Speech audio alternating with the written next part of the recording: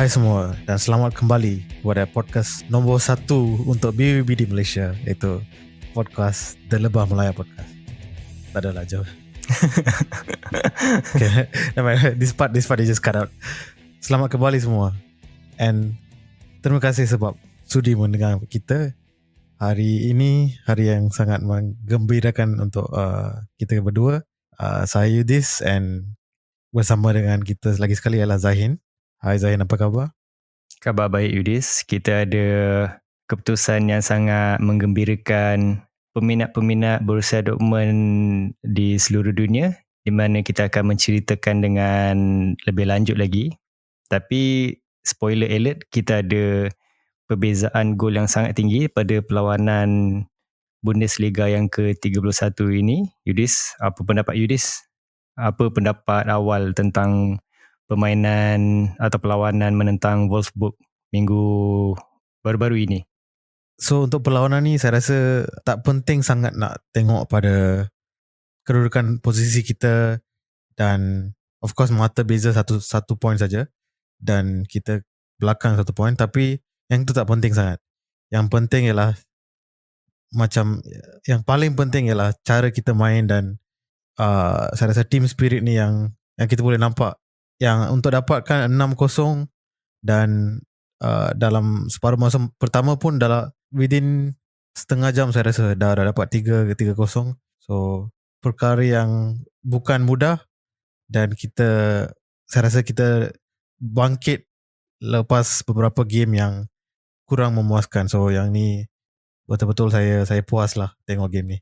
Saya pun nak sentuh agak berkenaan dengan beberapa game yang lepas sebenarnya, sebab bagi saya perlawanan Wolfsburg ni adalah satu respon yang sangat baik daripada BVB, sebab kita ada perlawanan yang sangat menghampakan sebelum ni, di mana kita, pada pendapat saya sendiri, kita bermain dengan baik, walaupun ramai peminat yang kata kita tak dapat nak bermain dengan baik, kita tak dapat gol yang banyak. Tapi saya sendiri cakap, saya tengok perlawanan tu sebenarnya kita bermain dengan baik, cuma kita tak ada peluang. Tapi dalam perlawanan Wolfsburg ni, kita dapatkan balik momentum yang kita dah bermain sebelum-sebelum ni, di mana kita bermain seperti klasik BVB, dan harapnya momentum ni diteruskan pada baki 3 lagi perlawanan sebelum habisnya musim 2022-2023 ni. Yeah, so saya rasa kita boleh move on to the next part. Mungkin sebelum kita sentuh pasal goal semua, maybe kita nak cakap pasal formation ke apa, pendapat Zahin? So kita ada formasi seperti yang sama sebelum-sebelum ni, di mana kita bermain 4 pemain di belakang, iaitu Riazon, Hummels, Zule, Wolf. Saya ada sentuh sedikit tentang gandingan Riazon dengan Wolf pada episod sebelum ni, di mana saya ada cakap Guerrero dimainkan di bahagian tengah, dan saya nak tengok gandingan Riazon dengan Wolf. Dan saya rasa perlawanan ni yang saya nampak apa yang saya cakap sebelum ni memang bagi saya sendiri adalah satu gandingan yang agak mantap, sebab kita tak nampak dalam perlawanan ni di mana pemain-pemain kita hilang posisi terlampau banyak berbanding perlawanan Bochum baru-baru ni. Satu perkara atau satu isu yang saya nampak paling kritikal pada perlawanan sebelum ni ialah posisi. Terlampau banyak pemain yang hilang posisi.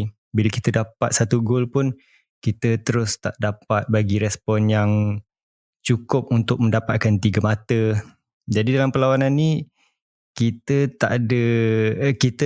ada perubahan yang agak berbeza berbanding barisan sebelum ni, di mana Guerrero tidak dimainkan, tapi di bahagian tengah kita ada Julian Brandt, Emre Can, Bellingham, dan bahagian penyerang pula kita ada Adeyemi, Haller, Malen. 3 gandingan yang dah makin kerap diturunkan dan makin membuktikan yang 3 gandingan ni sangat-sangat efisien, sangat-sangat boleh membuat peluang gol yang sangat banyak.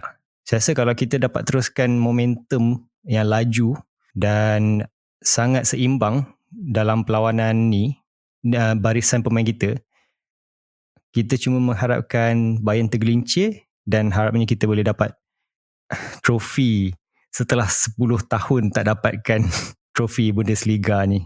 Ya, saya pun harap kita boleh dapatkan trofi yang kita nanti-nantikan sejak zaman Klopp lagi. So untuk saya dalam formasi kita, what is interesting is macam tadi Zain cakap, Guerrero tak dimainkan, and Reason macam biasa dia take the place of Guerrero, and Wolf datang balik dalam squad. So kita nampak yang formasi and style of play yang dalam game ni betul-betul berkesan menentang Wolfsburg yang bukan tim yang mudah sebenarnya. Tim ni sebenarnya sangat attacking, and defense pun not bad, solid juga.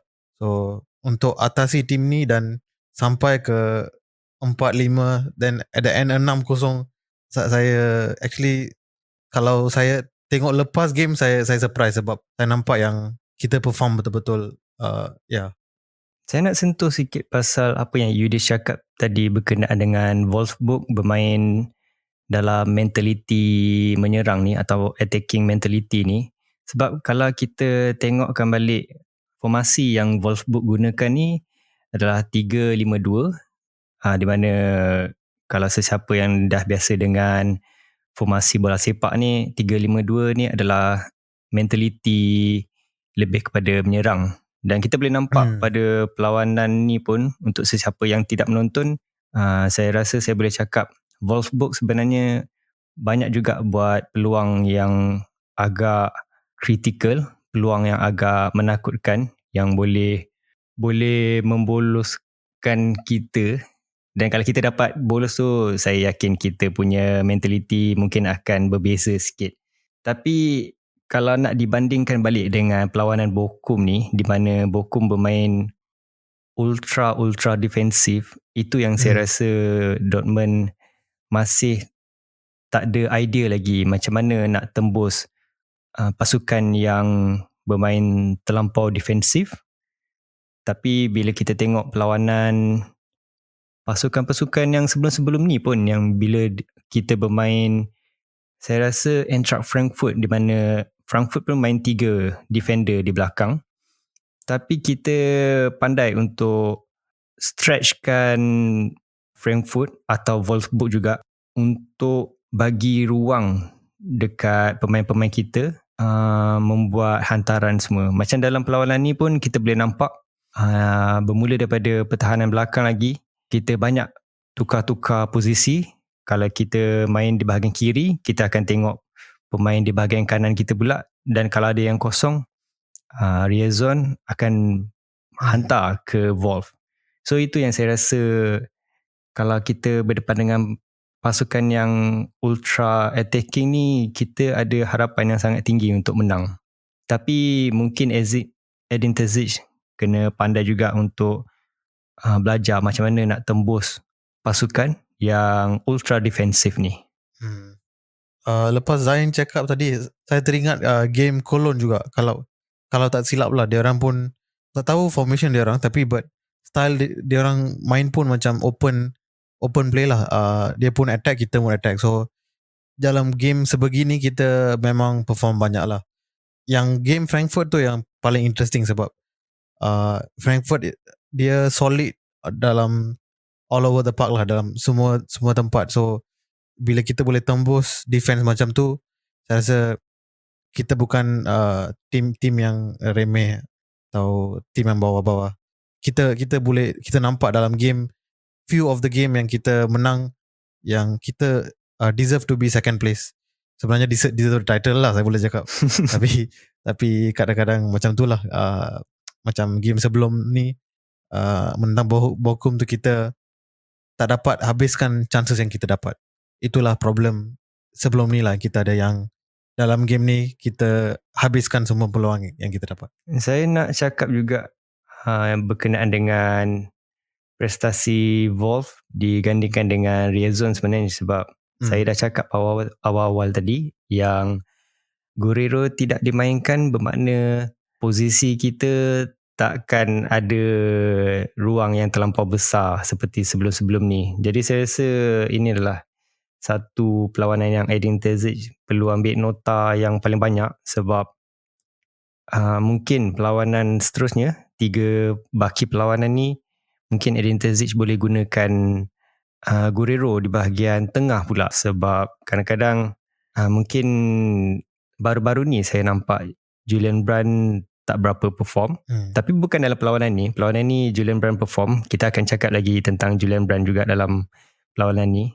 Tapi saya cuma nak cakap yang kalau Terzic boleh tingkatkan lagi di bahagian tengah pun, saya rasa jauh lagi bagus, dan peluang untuk menang trofi Bundesliga pada 3 baki perlawanan ni pun sangat-sangat tinggi. Dalam formasi ni pun saya nampak yang formasi kita tak kisah di bahagian kiri kanan, di bahagian pertahanan, bahagian tengah dengan bahagian depan, semua sangat seimbang dan semua sangat efisien. Semua boleh bagi fokus yang sangat tinggi. Walaupun Wolfsburg buat serangan yang agak menakutkan pun, kita boleh bagi fokus yang sangat tinggi. Mats Hummels pun berada di prestasi yang sangat mantap. Itu pun kita akan cerita dengan lebih lanjut lagi.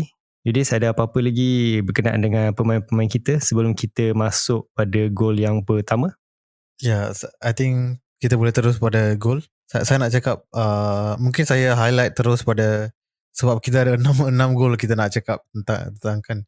So saya highlight terus pada first 3 gol lah, one shot, sebab saya nampak gol-gol tu pun interrelated lah, cara kita main. Sebab key player dalam gol first 2 gol kita nampak adalah Adeyemi. So Ryerson, lagi siapa lagi, Haller. Okay, first 2 goals lah, 3 player ni memberi impact, and di mana dalam first goal kita nampak Ryerson seperti seperti apa ala-ala Guerrero juga. Dia bawa sampai ke atas and dia cross, and then like sebelum ni saya cakap Adeyemi main macam Ronaldo. So kali ni pun header macam Ronaldo juga. So that is the first goal. Dia lompat begitu tinggi walaupun height dia bukan begitu banyak. And then gol kedua pula, kita sebenarnya tengah di attack dan Adeyemi dapatkan bola, dan dari half kita dia dapat dribble sampai ke atas and dia cross to middle, and terus Haller dapat satu sentuhan and kita dapat gol lah. So apa pendapat Zahim pula pada first 2 gol kita? Ini yang saya ada sentuh tadi, beberapa minit yang awal tadi, di mana kita punya bahagian kiri dengan kanan sangat-sangat efisien. Itu yang saya nak tengok lagi gandingan Wolf dengan Ryerson ni pada perlawanan seterusnya. Sebab Ryerson dalam ni pun, walaupun tak ramai orang cakap tentang prestasi dia, saya rasa Ryerson dalam perlawanan ni dia sangat-sangat menyelah juga. Dan dia ada juga buat assist kalau tak silap saya. Kita punya serangan di bahagian kiri kanan ni makin lama makin baik, makin susah oponen nak cuba kejar. Kalau sesiapa yang perasan juga, cara Wolf dengan Ryerson bermain memang betul-betul rapat ke garisan throw in tu. Disebabkan kita nak bagi oponen kita bermain ruang besar juga, supaya Julian Brand dengan Bellingham boleh dapat ruang yang besar dan kita boleh potong daripada kiri kanan masuk ke tengah. Itu yang 2 gol atau 3 gol pertama ni pun lebih kurang dia, di mana kita bermain betul-betul hujung throw in masuk ke tengah. Dan kalau saya nak sentuh pasal Adeyemi punya lompatan tu pun, ini adalah 2 perlawanan yang betul-betul dia lompat sangat tinggi. Kalau saya ingat lagi, Terzic punya cara bermain pada awal musim tu pun, kita cuba untuk dapatkan pemain yang boleh membuat tandukan yang berbahaya di depan gol. Tapi kita tak sangka kita dapat pemain yang rendah boleh buat tadukan yang sangat berbahaya, iaitu Adeyemi. Bukannya Modest atau bukannya Halle. Itu yang agak kelakar di situ. Tapi gol Adeyemi tu pun chef kiss orang kata. Memang sangat-sangat cantik. Even penjaga gol pun tak dapat nak buat save tu. It's a good goal. Apa pendapat Yudis? Ya, pasal gol tu tak perlu check out lah. It's like too good lah. Siapa-siapa yang belum tengok, tolong tengok highlight. Gol pertama tu, ayo, tak tahu nak cakap apa dia. Adeyemi saya rasa lepas game sebelum ni yang walaupun dia ada perform juga, but dia ada banyak shot yang dia miss saya rasa, kalau tak silap. So saya rasa dia dapatkan confidence dari situ dan dia cuba buat yang terbaik. Dan shot pertama, kalau tak silap, ini adalah dari shot pertama kita terus dapat gol. So kudos lah kepada bukan saja Adeyemi dan pada Reson dan juga Terzik jugalah, sebab cara dia coach pemain kita pun saya rasa agak berbeza lah. Kita bangkit dari game yang tidak begitu strong lah sebelum ni. Tapi saya rasa Adeyemi dapat confidence dia bermula daripada perlawanan Chelsea dalam Champions League hari tu, di mana dia dapat gol tu. Bila dia dapat satu gol tu, maksudnya ketara dia punya cara permainan dia lebih matang membuat keputusan contoh untuk membuat peluang gol. Dia tak begitu tamak kalau nak dibandingkan pada awal-awal musim, lagi-lagi masa friendly, masa mula-mula itu. Masa first time dia diturunkan tu, ramai yang sangat teruja nak tengok dia lawan pada game friendly tu. Cuma agak menghampakan sikit prestasi dia. Tapi kita tahu perlawanan pertama memang sangat-sangat susah. Sangat jarang nak tengok perlawanan pertama pemain boleh bagi impak yang sangat besar, kecuali macam Haaland lah.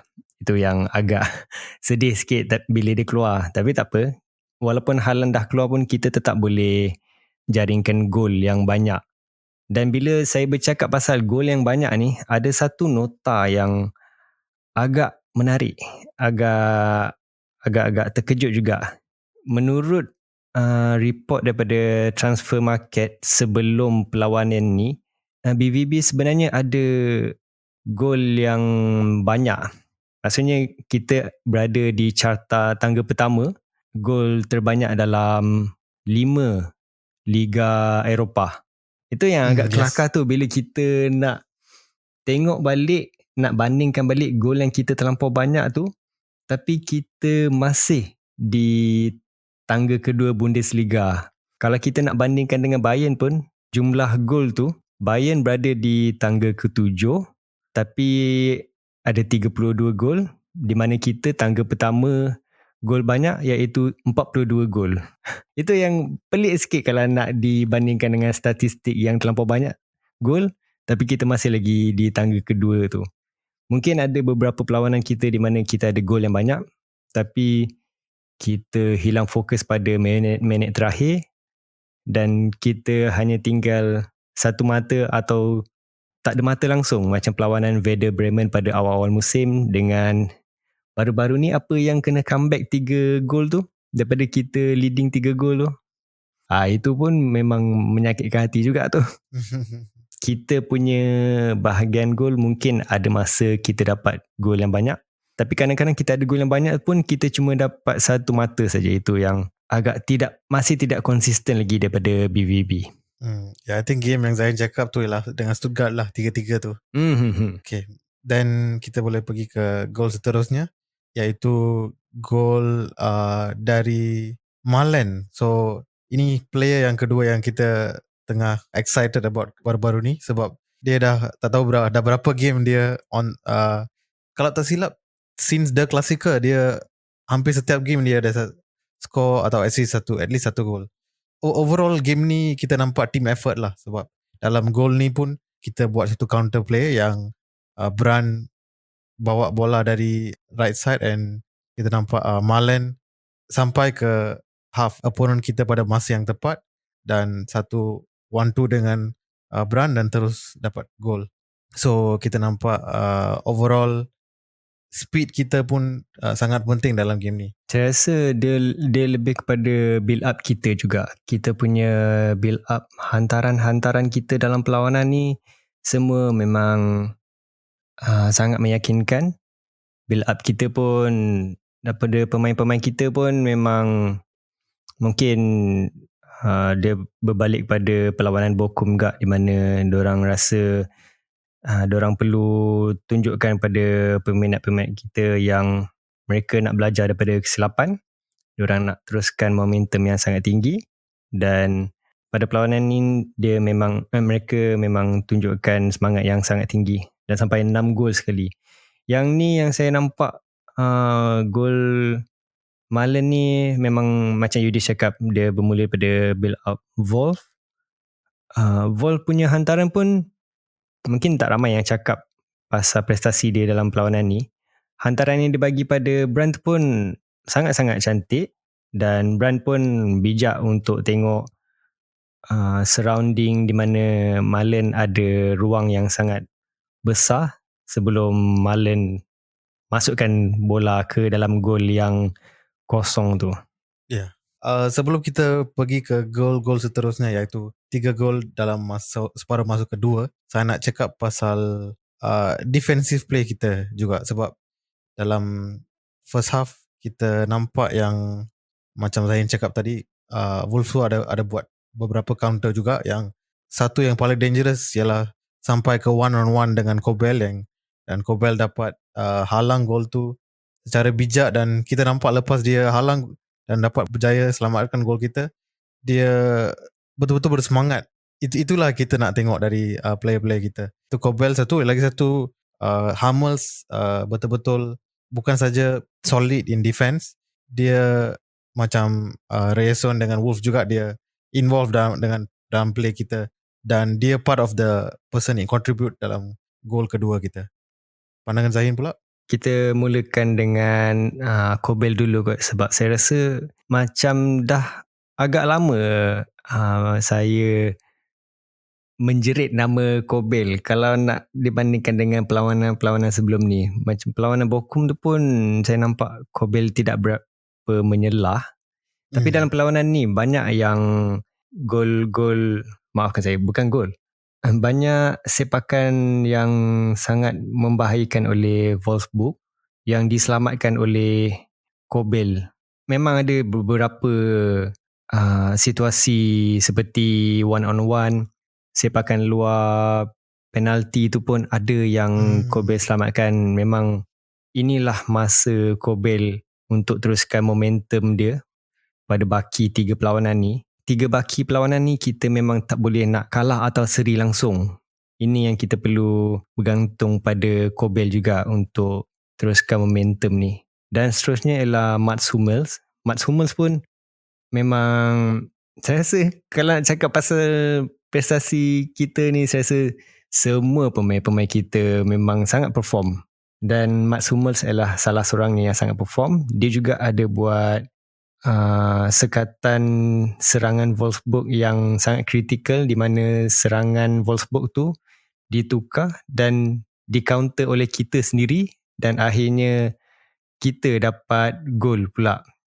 Gol tu adalah gol kedua Halle yang bermula daripada Hummels, sekatkan serangan Wolfsburg di bahagian kiri, dan bola tersebut diambil oleh Adeyemi terus ke Halle. Saya rasa mungkin ini adalah tuah kita juga kot. Tapi kalau nak bergantung pada tuah pun susah juga. Mungkin team effort lah saya boleh cakap, lagi sesuai dalam konteks perlawanan ni. Yes, betul tu, team effort. Saya rasa kita boleh pergi ke gol seterusnya, yang kita boleh highlight lagi team effort dalam perlawanan ni. Kita dah sentuh setengah player, half of the squad, lagi half tinggal. Sebab dalam second half yang baki tu betul-betul contribute. Secara example-nya Bellingham. Dalam second half, gol keempat kita datang dari Bellingham, sebab walaupun dia ada satu injury, yang minor injury, dan kita boleh nampak dia ada pakai brace dekat lutut dia, tapi dia betul-betul main macam this is the last match of his career macam tu. Dia betul-betul bagi the best dalam second half and dia sampai ke tempat yang posisi yang begitu, how to say, the best position to score goal and dia terus rembat and kita ingatkan keeper Wolfsburg Castells tu dah selamatkan gol tu, tapi dia bounce and sampai ke langit terus masuk dalam gol. Kita pun terkejut dan gembira lah cara gol tu masuk dalam gawang Wolfsburg. Itu salah satu gol yang sangat cantik sebenarnya sebab dia bermula daripada throw in, kalau tak silap saya, throw in Wolfsburg, dan Brand pula pandai untuk membaca apa taktik yang Wolfsburg ingin buat dan terus hantar kepada Bellingham. Dan Bellingham punya serangan daripada bahagian pertahanan kita pun sangat-sangat cantik, di mana dia bawa daripada bawah sampai ke tengah dan dia menggelecek siapa nama pemain Wolfsburg ni, tak silap saya itu Kapten Wolfsburg, sampai terjatuh, sampai tergelincir. Dia masuk daripada kanan, posisi kanan kita, dan masuk ke tengah sebelum merembat daripada luar kotak penalti. Itu rembatan tu pun kalau sesiapa yang tengok pun dia tak berapa padu tapi sangat membahayakan. Sampaikan Castile pun hanya dapat sentuh hujung jari bola tu je. Dan macam you cakap, kita ingatkan tak masuk. Saya pun dah macam hampa juga sebab Bellingham ada buat larian yang sangat cantik, tapi nasib baik masuk. Tapi mungkin kalau kita cakap pasal Bellingham, saya nak sentuh sikit je lah pasal attitude Bellingham yang mungkin boleh diimprovekan lagi. Sebab ada beberapa cara permainan Bellingham ni seolah macam dia terlampau macam mana saya nak cakap, dia terlampau, bukan nak kata main-main tau, tapi dia bila pegang bola tu dia terlampau ambil mudah sangat pergerakan dia tu sampai opponent pun boleh baca. Itu yang saya rasa, yelah kita faham dia masih muda lagi, banyak lagi yang dia boleh belajar, tapi kalau ambil mudah sangat pun lama-lama opponent pun boleh baca. Dan risau juga kalau dia tak boleh nak jadi makin tajam cara dia bawa bola tu. Tapi saya nak sentuh juga pasal Bellingham, kabar angin di mana dia akan keluar tu. Kita nak sentuh sikit ke tak, Yudis? Saya rasa terpaksa sentuh lah sebab bukan satu atau dua news portal yang bagi news ni, ramai. So sampai kita dah boleh katakan hampir confirm lah yang dia akan keluar dari kelab kita selepas musim ni habis. Apa pun nak tambah lagi tak Zain pasal news ni? Tak tahu, mungkin saya tak sentuh banyak kot. Mungkin saya sekadar bagi pendapat yang agak berkontroversi sikit kot. Mungkin saya dah sediakan mental saya untuk setiap perpindahan semua pemain kita kot. So saya rasa perpindahan ni tak efekkan sangat emosi saya. Macam baru-baru ni pun perpindahan Haaland pun saya dah prepare awal-awal. Sebab perpindahan Sancho tu yang saya rasa agak menyedihkan lah. Bila lepas Sancho punya perpindahan tu, okay, saya dah boleh prepare. Okay, lepas ni siapa nak keluar? Haaland. Okay, tak apa. Lepas ni siapa pula? Bellingham. Okay, tak apa. Sebab kalau ikutkan pun, saya yakin Sebastian Kehl pun akan pandai untuk cari pemain-pemain yang harga agak berpatutan tapi boleh menggantikan posisi Bellingham dan boleh bagi impak yang tinggi. Sebab Kehl ni daripada musim pertama dia pegang Borussia Dortmund sebagai sporting director pun terus bagi impak yang sangat-sangat tinggi dan sangat-sangat efisien bagi saya. Semua pemain yang Sebastian Kehl masuk pun bukannya kita spend duit terlampau banyak, tak ada. Tapi tak tahu macam mana Kehl cara dia convince player-player daripada Bayern, iaitu Niklas Süle, masuk dekat Dortmund. Saya tahu dia punya kontrak dah habis, tapi tetap boleh masukkan pemain-pemain yang ada pengalaman tinggi. Lepas tu kita boleh bawa masuk Nico Schlotterbeck pula. Ada Yami. Itu yang saya rasa kalau Bellingham keluar pun bagi saya tak ada masalah langsung, sebab Sebastian Kehl akan dapatkan pemain lain juga. Jadi ada apa-apa lagi pandangan tentang transfer kita ke kalau nak cakap? Saya rasa dalam podcast, one of the podcast sebelum ni kita ada sentuh pasal Bellingham secara detail, and saya ada mention yang mungkin dia akan keluar dalam transfer yang besar dan kita boleh reinvest untuk bawakan player-player yang quality yang lain. So nampaknya apa yang saya predict tu akan terjadi.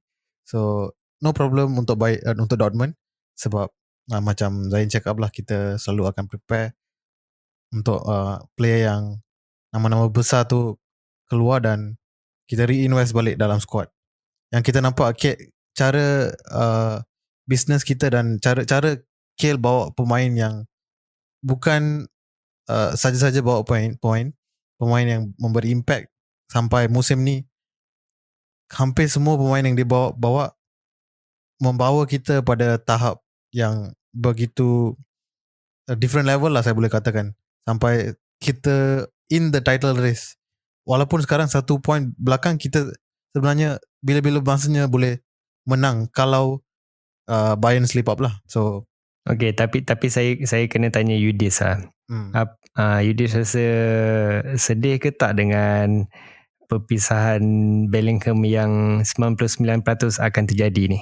Kalau Zain tanya saya sebelum World Cup, saya akan confirm, saya akan cakap yes, I'm very sad. Tapi cara tim kita bangkit dalam selepas World Cup, 10 game menang berturut-turut, banyak benda lah, dan involvement Bellingham walaupun here and there ada, tapi semakin kurang perasaan saya lah. So because of all that, saya tak sedih langsung. saya dah lama prepare untuk ni. I'm excited sebenarnya untuk the next phase untuk klub kita. Tujuan saya tanya kena Yudis dah prepare ke belum, sebab saya rasa ini adalah musim di mana BVB akan berubah daripada segi transfer polisi. Macam Yudis ada cakap pada tiga episod sebelum ni kot berkenaan dengan transfer polisi. Bila kita bercakap pasal Sebastian Kehl ni pun, saya boleh rasakan yang Kehl cuba setkan satu standard di mana BVB ni adalah bukan kelab yang pemain jadikan sebagai batu loncatan, bukan sekadar untuk kelab jadikan macam mana saya cakap, bukannya kelab yang dijadikan untuk sekadar development saja. Saya rasa Sebastian Kehl dah setkan satu standard di mana selepas Bellingham ni mungkin Kehl akan dapatkan pemain-pemain yang agak sulit, agak berpengalaman dalam Bundesliga, dan dia nak setkan standard di mana BVB ni adalah kelab yang di mana semua pemain akan habiskan akan kekalkan performance dia yang sangat top tu di Dortmund. Maksudnya saya nak cakap yang BVB ni bukan lagi kelab yang untuk naikkan development sajalah. Saya rasa bermula dengan Bellingham kot, yang Kehl ni akan setkan satu standard besar. So saya harap bila Ben Sebaini masuk dan ada kabar angin Marvin Dutch daripada Werder Bremen akan dibeli oleh BVB, saya rasa lepas ni mungkin peluang kita nak berdepan dengan Bayern pada musim akan datang ni lebih stabil lagi dan lebih meyakinkan lagi. Mungkin tahun ni saya pun dah nampak dah yang BVB mungkin dah start yakin berdepan dengan Bayern. Kita tak tahu akan datang macam mana, tapi saya rasa ini adalah satu turning point untuk Sebastian Kehl dan juga Terzic. Ya, kita nantikan lepas title race ni, kita boleh tengoklah season seterusnya apakah perkembangan kelab kita. So sebelum kita habiskan, kita akan sentuh sikit lagi lah pasal remaining goal 2 lagi goal. Wah, banyak goal dalam game ni. So yang okay, saya sentuh pasal goal terakhir dulu sebab goal terakhir Bellingham pun involve. Kita nampak yang goal tu pun out of counter play. Tak ingat siapa yang cross dari half kita dan sampai pada Brand buat simple header saja and terus sampai ke kotak penalti opponent kita dan pada kaki Bellingham, dan secara mudahnya dia tap in lah, boleh katakan. Ada pendapat pasal gol terakhir kita? Sejujurnya saya tak tengok pun gol terakhir tu, sebab bila kita dah masuk gol kelima tu, saya dah set dalam kepala otak saya, okay, mungkin BVB takkan kalah perlawanan ni dan saya boleh teruskan hidup saya dan tak perlu fikir pening-pening lagi. Tapi saya rasa dia berbalik kepada team effort kita juga, di mana kita punya serangan kita pada perlawanan ni, kalau dah sampai 6 gol tu, kita punya serangan tu maksudnya sangat-sangat efisien dan kita memang menguasai betul-betul di bahagian kiri kanan. Kiri kanan kita memang sangat perform. Itu yang saya rasa nak gunakan Wolf dengan Riazon pada perlawanan 3 baki terakhir ni adalah satu idea yang sangat bernas. Mungkin kalau orang cakap sebelum-sebelum ni yang Guerrero perlu dimainkan supaya kita ada kreativiti di bahagian tengah atau di bahagian left back kita pun, pada perlawanan ni menunjukkan kita tak perlukan Guerrero pun tak apa. Bukan nak cakap Guerrero ni adalah pemain yang tak baik, tapi saya tak berapa suka bila tengok Guerrero buat serangan, tapi bila kita kena counter, kita terus hilang posisi dan tinggal ruang yang sangat besar. Macam sebelum ni pun perlawanan Bochum tu pun sampaikan di bahagian kiri kita ada Yami yang terpaksa cover untuk berdepan dengan 2 lawan 1 di bahagian pertahanan kita. Saya rasa itu sangat tak adil lah untuk pemain kita. Takkan kita dah buat serangan lepas tu tiba-tiba tak nak track back balik. Itu yang saya rasa team effort pun penting juga. Tapi nasib baik team effort dalam perlawanan ni memang semua on form. Okay, speaking about team effort, sekarang kita pergi pada gol kelima yang secara sengaja saya tak cakap tadi sebab saya nak highlight balik pasal player yang assist dalam gol ni. Sebab kita nampak yang dalam gol ni sebenarnya Adeyemi tengah buat counter and then Wolfsburg dapat tackle dan sebenarnya dia dah dapat bola tu balik, tapi disebabkan posisi player Adeyemi dengan Haller, and begitu senangnya Haller dapat ambil bola tu dan dia di right place at the right time and lepas pass dia. Yang ni Adeyemi yang score kan? Adeyemi, yes. So kiranya bola ni dia datang daripada counter kita juga sebenarnya, tapi dalam kawasan bulatan tengah tu Adeyemi cuba nak ke depan, tapi bola tersebut diambil oleh pertahanan. Tapi Yudis cakap tadi Haller berada di tempat yang betul dan Wolfsburg pula buat kesilapan yang sangat-sangat kritikal.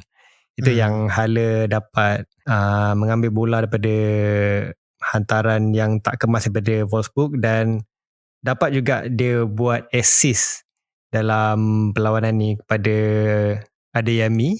So kiranya dia ada total of 2 goal contributions. So mungkin kita akan cakap jugalah pasal Haller pada perlawanan ni. Mungkin saya nak cakap juga kot. Okay, saya perlu tanya Yudis. Yudis tahu tak apa itu false nine? Yes. Do you familiar with it? Boleh dikatakan at a certain level lah saya faham sebab okay, kalau kita nak bercakap pasal false nine ni, mungkin kepada para pendengar yang tidak begitu familiar dengan false nine ni, contoh paling terdekat saya boleh cakap ialah Messi pada zaman Barcelona dulu, di mana Pep Guardiola masukkan dia di bahagian striker, tapi dia bukan satu target man. Dia adalah pemain yang sangat involved dalam build up permainan tim tersebut. So kini apa yang saya nak cakap sebenarnya, Haller ni Saya tak nampak lagi orang cakap pasal info yang saya nak cakap. Saya rasa Hala ni bukan dijadikan target man. Kalau target man ni pula, saya boleh cakap role dia adalah macam Hala pula. Halan pada Borussia Dortmund dengan Manchester City, di mana semua bola disuapkan ke kaki Haaland. Tapi Hala ni sebenarnya lebih kepada false nine, di mana Hala lagi banyak contribute pada build up team kita sebenarnya. Dia lagi banyak involve untuk semua peluang-peluang yang dia perlu buat. Dia perlu track back balik ke belakang untuk support mana-mana pemain kita. Itu yang saya rasa mungkin orang dah start cakap, oh Hala ni kita beli sebagai striker tapi dia tak dapat buat gol yang banyak. Saya rasa orang tersilap pandang pasal tu kot. Saya rasa dia bukan striker, dia lebih kepada center forward. Ada perbezaan striker dengan center forward ni. Striker ni dia lebih kepada menukarkan peluang jadikan gol. Yang center forward ni pula lebih untuk bermain, lebih untuk contribute kepada build up berbanding jaringkan gol. Itu pendapat saya lah. Mungkin ada orang lain boleh bagi pandangan yang lebih baik ke, tapi itu yang saya nampak lah. Dia sebenarnya bermain pada role false nine berbanding target man. Sebenarnya untuk biasanya example yang currently kita boleh nampak betul-betul untuk false nine, saya boleh katakan player yang saya nak katakan ialah Kai Havertz. Bukan saja dalam Chelsea, dalam Germany juga. Sebab false nine ni sebenarnya dia bukan terbalik lah, dia mungkin kita cakap tentang center forward. Example yang obvious ialah macam Haaland ataupun Aubameyang ataupun Lewandowski lah. Sebab dia berada di tengah-tengah. Dia semua orang akan feed bola pada dia dan dia hanya perlu finishing, macam Miroslav Klose juga. So play ni adalah center forward. Tapi false nine, dia berada di posisi yang sama seperti center forward, tapi dia bukan finisher. Dia sebagai creative person juga, macam Messi jugalah, macam Kai Havertz.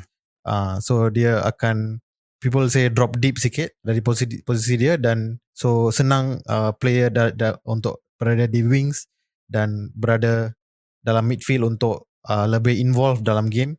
Dan kita akan nampak yang tim-tim yang tak tahu perlawanan tim yang guna false nine tu akan senang cuba marking player di posisi false nine, dan secara ringkasnya akan memberikan ruang pada player-player lain di sekitar dia untuk dapatkan space. And of course lah, lepas ada space, semua player surrounding false nine akan dapat score. Macam kita nampak macam Adeyemi, macam Malen.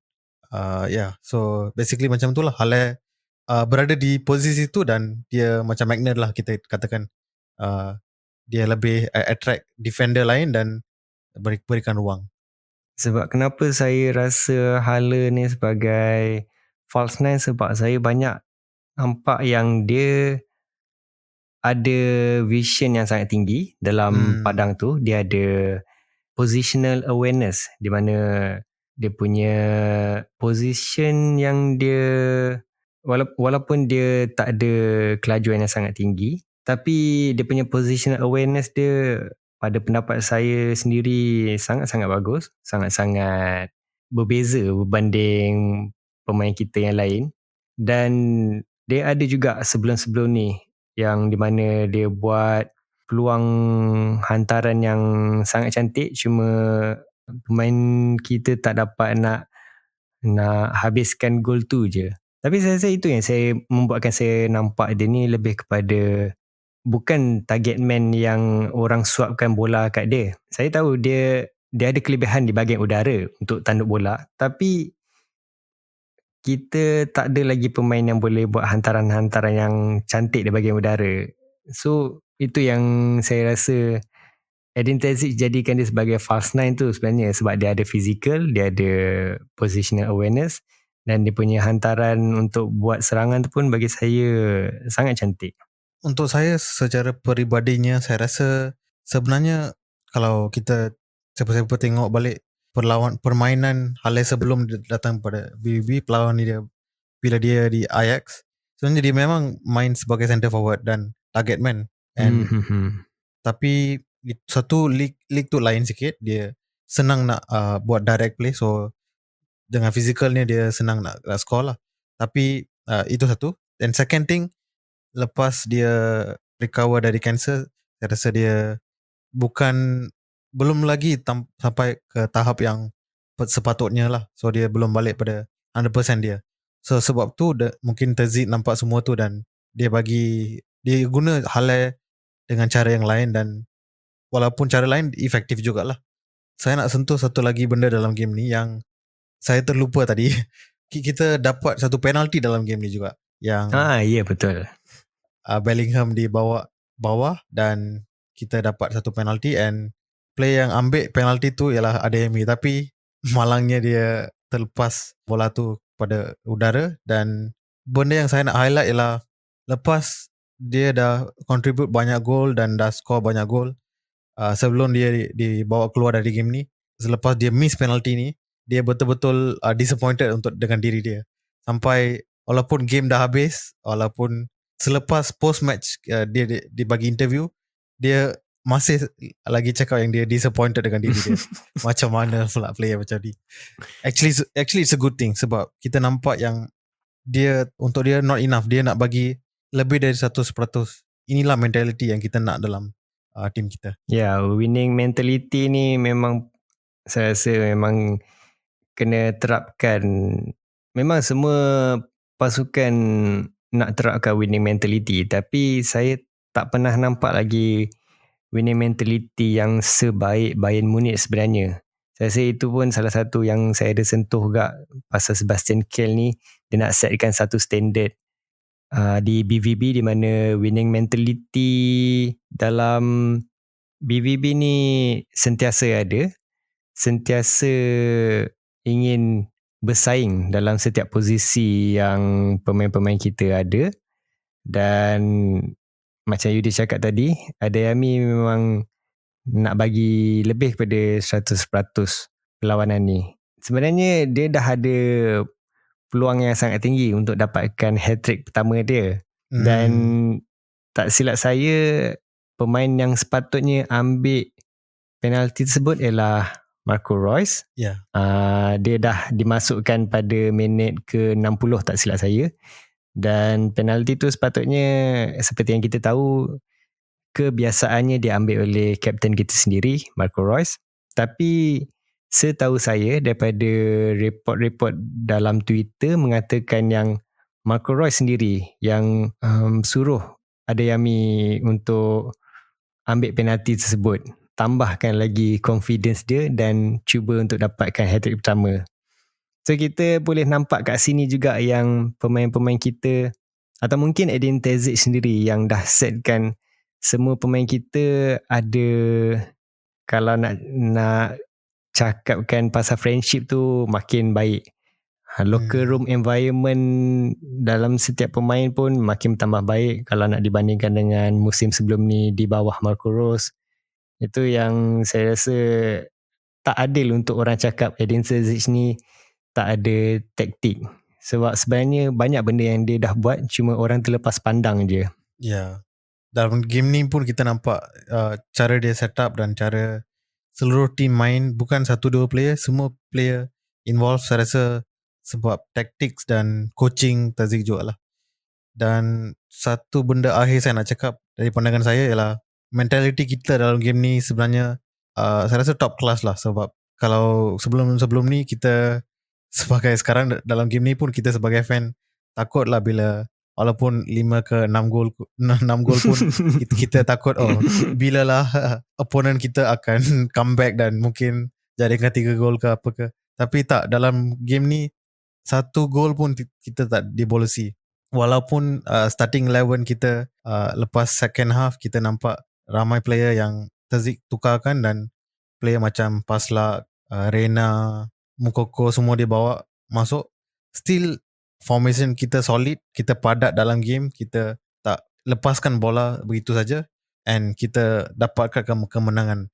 Sampai Moukoko pun ada satu chance untuk gol, tapi malahnya tak dapat gol lah. Yang penting tu mentality, kita tak lepaskan game ni begitu saja. Mungkin saya nak sentuh sikit je. Saya tak nak cerita panjang lah. Mungkin ini adalah salah satu perlawanan di mana Moukoko dengan Giorina dimasukkan sekali, tapi dua-dua pemain tersebut tak dapatkan gol pun. Maksudnya kalau saya nak cakap sebelum ni, kebanyakannya mesti pemain yang dibawa masuk, iaitu sama ada Reina, Moukoko atau Bainu Gittens, mesti ada peluang gol yang sangat tinggi. Tapi ini yang saya macam agak kelakar sikit. Dua-dua pemain dimasukkan serentak tapi tak ada gol pun. Mungkin kita boleh masuk ke bahagian, kita sentuh sikit je lah kot tentang perlawanan seterusnya, iaitu menentang Borussia Mönchengladbach. Yudis, ada apa-apa pendapat ke tentang perlawanan ni? Okay, so untuk perlawanan seterusnya, saya rasa selepas kemenangan 6-0 kita ni, dan kita akan main, kalau tak silap, kita main di home juga. Kita akan main di home juga, so kita akan full of confidence. Dan untuk pendapat saya, mudah saja untuk menang game ni. Tapi walaupun semua poin saya kata tadi, and walaupun Gladbach ada banyak kekalahan, banyak draw sebelum ni, dia pun ada satu kemenangan dalam game sebelum ni. Dia pun akan be on a very high, and ramai player yang perform dari game sebelum ni, iaitu player lama kita, Hoffman, and then adalah ramai player macam Asano, bukan Asano, sorry, macam Weigel play, and Bunsen Benny juga. Yes. So kita tidak harus pandang rendah pada tim Gladbach ni lah. Asalkan kita respect and kita main game kita, saya rasa boleh dapatkan kemenangan.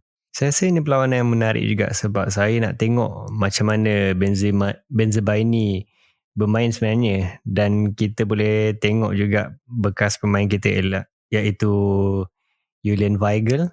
Tapi saya rasa pemain yang saya nak tengok adalah Benzebaini lah. Dan macam Yudi cakap, ini sebenarnya bukan satu perlawanan yang mudah pun. Sedangkan Bochum berada di tangga ke bawah pun, kita masih tergabar-gabar untuk dapatkan 3 mata. Bayangkan ni pula Borussia Mönchengladbach berada di tangga ke-10. Walaupun di tangga 10 pun tak semestinya kita boleh menang dengan mudah.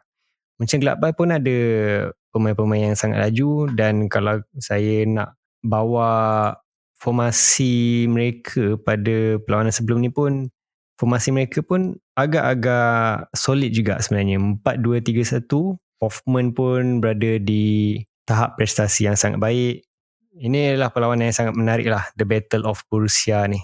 And satu benda lagi satu ialah pasal Borussia ni, sebenarnya last time kita pandang sebelum ni, one of the classic game juga, Borussia Mönchengladbach dengan Borussia Dortmund. Kita akan betul-betul excited lah nak tengok game ni. Ex-player kita, dan also tinggal lagi 3 game, so second last game of the home game kita dalam season ni. Ini mungkin satu bulan yang menarik lah untuk kita semua, untuk peminat Bundesliga jugalah sebenarnya, sebab kita semua tak tahu sama ada siapa yang menang sekarang ni. Kita masih belum ada kata putus lagi nak mengatakan Bayern Munich menang, Borussia Dortmund menang. Itu yang menyebabkan saya rasa agak cemas sekarang ni. Walaupun satu mata, saya sebenarnya agak yakin Bayern takkan kalah dengan mudah lah pada baki perlawanan 3 ni. Tapi Bayern ada jadual yang lagi sukar berbanding Borussia Dortmund, so peluang tu masih ada lagi, dan kita tengok nanti macam mana. Yudis, apa ramalan gol menentang Gladbach? Untuk saya bagi 3-0 lah. Kita boleh menang comfortably sebab main dekat home kan, so 3-0. Kalau saya agak risau sikit sebab ini Battle of Borussia. Saya tahu Gladbach pun mungkin tak nak bagi kita kemenangan yang mudah. So saya ramalkan kita hanya menang 1-0 saja, walaupun berada di tempat kita sendiri. Jadi saya rasa mungkin sampai situ saja episod kita. Mungkin kita boleh wrap upkan episod ini. Saya bagi Yudis untuk ambil pentas ni. So pada peminat-peminat Dortmund di Malaysia ni, kalau ada apa-apa komen ke, ada apa-apa nak share ataupun siapa-siapa yang berminat nak join podcast kita, bolehlah drop a line pada Dortmund My Fans di Twitter, Instagram, YouTube dan Facebook juga. So kita sudi dengar pandangan para fan Dortmund ataupun bukan Dortmund juga. Okay, itulah sajalah untuk petang atau malam ni. Terima kasih kepada semua yang sudi dengar. It's me Yudi signing off and bersama dengan Zahin. Terima kasih semua. Bye, cus, and selamat tinggal.